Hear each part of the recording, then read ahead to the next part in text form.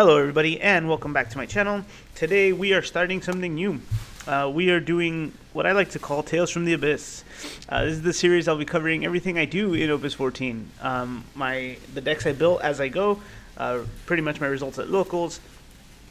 We'll talk about some of the changes I make and what I'll be playing next week in the next episode that you'll be seeing this now. So I was gonna start this off with a little more personal introduction, but I am feeling terrible, so we're just gonna push through, record this way, and then hopefully next week I'll feel more up to it. So with that being said, let me get started here. I'm gonna tell you guys the two decks I took, as well as the decks, how I modified them, right? So you guys might have seen TcgTacos' stream, and if you haven't, please check that out. I will leave a link in the description to that. I did take Knights and a Water. So I took Water, Fire, Knights, right, to test out the new Garland and a couple other cards. And I also took an FFBE Mobius Wind Primal kind of deck. And so we're going to go over those lists really quick.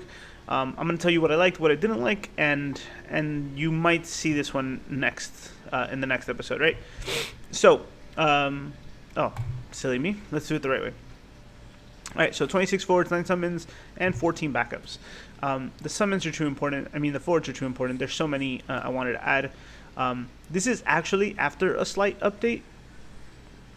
I actually don't remember what I took out for it already, but still. So there's 2 Porum, 3 Beatrix, 1 Steiner, 1 Fire Rain, which is very important, right? If you wanted to play this, Rain, right? Because you only have, that's the other way to search for the S, other than the Princess Goblin. 1 Yuzuki, which I didn't find myself using too much. It was mostly pitched for color fixing. Realm, which was a nice tech. It did pay off once, I think twice during my games on Monday. I was able to get back another Susano to hold a Susano in case I needed to board wipe again.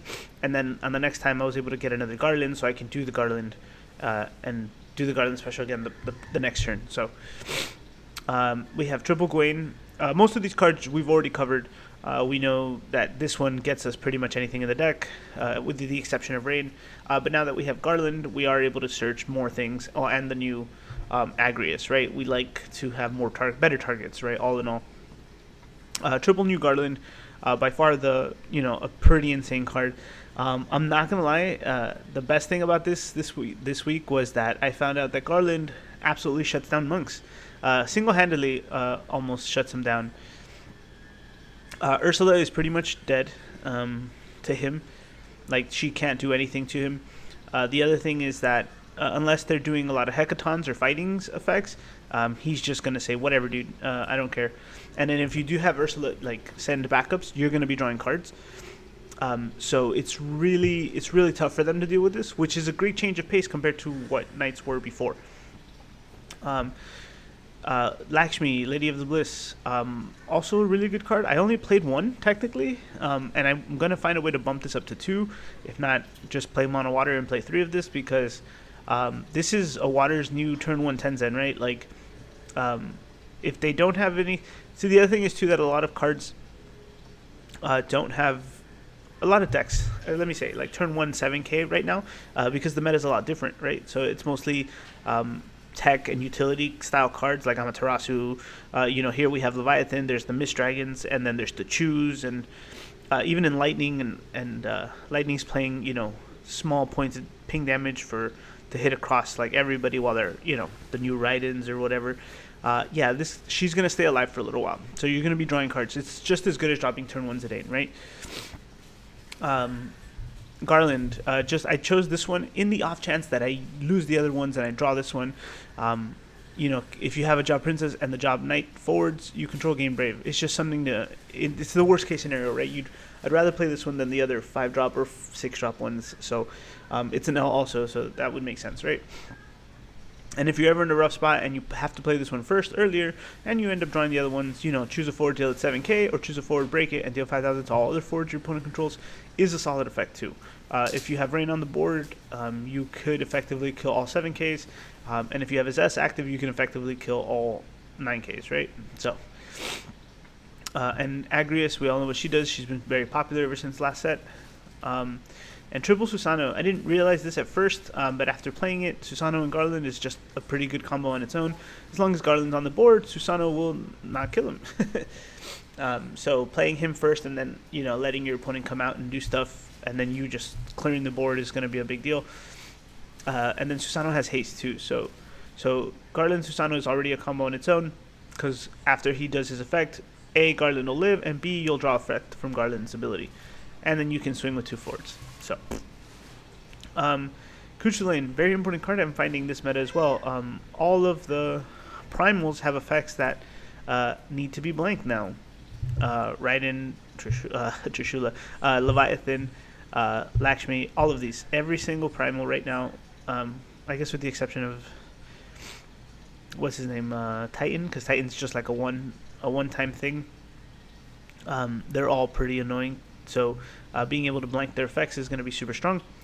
I played triple Leviathan. I didn't find it super useful. I might swap this out for something else. Something a little more maybe hasty. Something like, the Belias or things like that. That's one of the big things this deck was missing. Amaterasu, very common staple. Princess Sarah and Ovelia. Now I was playing both of these. But every time I played Sarah into Sarah, I found myself needing Ovelia more. So I think I'm personally going to take her out and then just try always playing into Ovelia. Before I built this version, I was playing the 3-drop one. I tested a few hands with it, and I didn't like it because I was always searching for it and then holding on to so many Ovelias. It's just, you do draw a lot of cards here, and so it gets a little clustery. Oh, and I just remembered, I took out a Guts Go.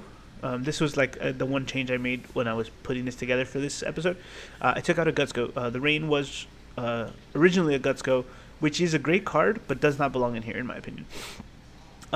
Oftentimes, unless you're drawing him early, especially at a 1-of, right? Like, if you're going to play Guts Go, you play multiples, you draw him early, and then you benefit from him earlier on. Same thing as Lakshmi, right? Playing only one doesn't do justice because you're going to want to draw it early and benefit it from as early as on. The later the game goes, Guts Go doesn't have as much of an impact because you're either A, decking out, or B, your opponent's already in a situation where he doesn't care and he can just let it go through, and you can just keep removing cards out of play. So it does have some downsides to him. But anyway, all in all, I think I'm going to be taking out Princess Sarah, keeping the double Ovelia, and always searching for Ovelia, because Ovelia is the most important card for this, because you never want a dead Agrius, which I found oftentimes I had, because I'd always play the Princess Sarah first, and then 2 summoners to stop Mist Dragons, Amaterasus, things like that. Even, Raidens, pretty much what I played, right? I was kind of anticipating a couple things. So, 1 Clady, I did this also only once. I was able to do Garland Special twice in 1 turn, which is just brutal. Chu Chaspel, mainly because you don't want none of your effects you don't want your Susano to get wrecked. And in a mirror match against Garland, you don't want your same thing, right? You don't want none of your damage to get through. You could probably move this to 1. Because it shouldn't happen as often, but you're always going to want to play it, so never pitch it. I kept 2 because I just wanted to be sure to draw it. I expected more Garlands and more things of that nature, so it's really also a meta call how many you want to put in your deck. The Princess Garland was a late ad for me, but it was a late ad because I wasn't playing the Rain originally, so I just wanted a way to get him faster. Sarah's the same thing. Sarah was a staple, obviously, but she pretty much hot fixes you and makes sure all your stuff is live. Luzaf was an interesting tech. I think I only did it once, but it was very useful. So I don't know if I'll keep him. Probably not, honestly. This deck needs more different cards. Like I said, we need more haste. We need more stuff with Brave, like maybe Red Mage or Sage or Belias or things like that. And I had 1 Thornton here just for the EX burst, and then in case I Garland or Susano, I could probably play more of these. Like, I could probably sub 3 of these so I can always have that effect active. And also the EX burst is just so timely. It's so timely. It's like, it's almost, lately, when I think about it, it's going to be like a Tyro. You'll always hit it. And so it's good. So I'll probably bump it up to 3. Next is going to be the Mobius deck. I'm going to do this as well. Now, this was the way the deck started. I'm not going to go over it because it's terrible. But the main thing is you're going to see is that we have. I was being super cheeky, right? I wanted to do the Montleonis into the Wool, into the X-Death or the Yasmat, right? Or any of these cards. And then I also wanted to do Kitoni Infinites. So it was super scattered, right? It was all over the place. This is the way I build decks, right? I kind of put everything together the way I like it, and then, or the way I think it works in my head, and then I draw a few test hands. So like we could do this, right? We could do test hand. Okay, this is pretty terrible. So we'll mulligan, right? All right, this is better. But as you're drawing, let's say you're going first, even if you do like play the Kitone and the next turn you're doing that. This is still a pretty decent curve, but you're all over the place, right? Because Kitone's never going to be as crazy with her effects. Chuck-a-Lot was in case I wanted to keep activating stuff with Bismarck. It was really scattered, right? So we didn't want to do that anymore. It had all the good cards too, right? Like I wanted to, Exodus might be a very important card this set. This forward cannot become dull by your opponents, right? So anything like Zeromus and stuff like that, this forward cannot be returned to its owner's hand by your opponent's summons or abilities. Leviathan and Bismarck, anything of that, like any of those water decks now are going to have this, this is going to be your best answer for that. And if you're, the 3000 Brave is whatever, but if your opponent has received 5 points of damage, all forwards you control gain all previous effects. So I figured I'd be in a position where I'd be dealing a lot of damage, so especially having like X-Death and Wool out early, something like this would have been good. So I only had one of those in here, but it was probably I was probably going to cut the Dryad and add double Exodus. So very strong card. Keep this one in mind. You guys might be seeing this a lot often. So this was the first draft, and then I cut straight into this version. I kind of narrowed it down because I really liked how Prish was testing in the draw hands. When I say testing too, it wasn't at locals yet. This was me shuffling, drawing 5 hands, and then doing 3 turns. That's usually the way I do it. I try to play out 3 turns in my head, whether your opponent has 1 forward or no forwards. In 3 turns, you kind of see how the deck draws. And if you can kind of figure out if there's anything that you don't like right away. So I took out a lot of stuff, and then I made the backup lineup straight up 11. So we added Semi, Star, Echo, and Lails and Moogles, right? I had 1 Mune, Shantoto, 2 Shantotos, and 3 Chiros. So the main thing was that and I also condensed the FFBE stuff a little bit, and we kept the forwards a lot cleaner, right? So we have 1 Zidane just in case, 2 Ishtolas for protection. The FFBE Sid was there for Knights, and I don't know. I just have a feeling that everyone's going to be bringing in stuff for free. He might come back a little bit. He might actually be useful this set because we're moving to a very explosive meta. 1 Gobran to switch him up, 2 Gudon, and triple Prish for color fixing. Prish is actually a really solid card. I like it a lot. 2 Bismarck, 2 X-Death, 2 Garuda, triple Wool, and double Yasmat. Just big guys, right? The idea is you want to cheat everyone in, right? You want to have Wool cheat in Yasmat or X-Death, or have Prish cheat in Bismarck or Gudon, or anything really. The cool thing about Prish, though, we'll go over it again. When Prish enters the field, if you've paid the extra cost, reveal the top 5 cards of your deck. Play up to 1 wind character or 1 earth character of cost 5 or less among them onto the field, and return the other cards to the bottom of the deck in any order. So if you do this at, in the middle of your regular turns or whatever, all you had to do is hit a Star Sybil or a Tyro or a Shantoto, and there will be value for you for the rest of the game. You pretty much make up all the CP you had, all the CP you wasted, and you're even better set up better for the rest of the game. So hitting a Star Sybil, you can get any other backup.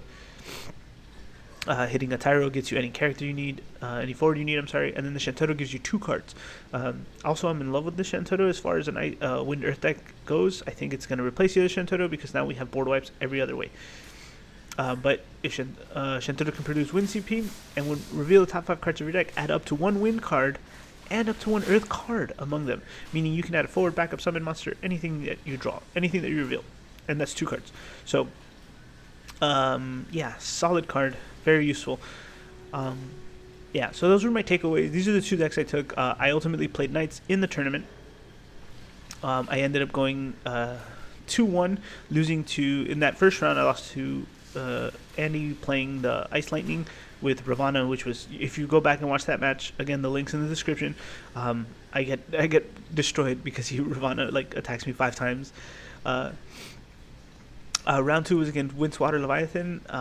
It went really back and forth. I just had I had the right cards at the right time, Amaterasu's and stuff like that. Also, I think I probably might have lost had we known the ruling that Leviathan, if you Althea Leviathan, you still get the 2 9k things, because that combo alone is just ridiculous already. So, and then round 3 was against the Monks, which I said was insane. It was just in my favor. Also, I drew the nuts, so that didn't help.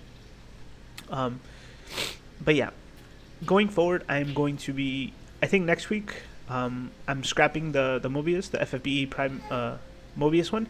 I am going to update this Knights one into something. This was like the first draft, right? So I'm going to update this in a way that I think we can definitely, like, now that I'm more familiar with all the cards, right? We're going to try to find a way to abuse everything even more. And I think I'm going to cut. I still want to keep playing the new Wool, which is probably like the card I was most blown away from the set. And so this Wool is going to show up next set. I'll probably doing Mono Earth Monks with a splash of fire, so I can bring in Braska.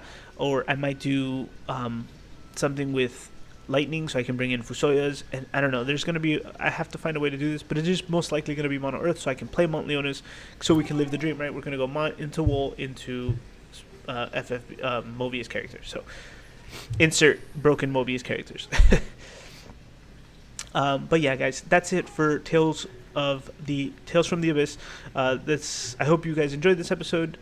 Every week there's going to be new episodes. Being as my locals are on Monday, I will be putting these videos out on Wednesday. That doesn't mean that's the only content we'll be putting out, but that is the way these videos will be coming out every Wednesday from now on, as long as I go to locals. So yeah, that's about it. Again, I hope you guys enjoyed it, and I will see you next week for another episode of Tales from the Abyss. Thanks for listening, and I will see you later.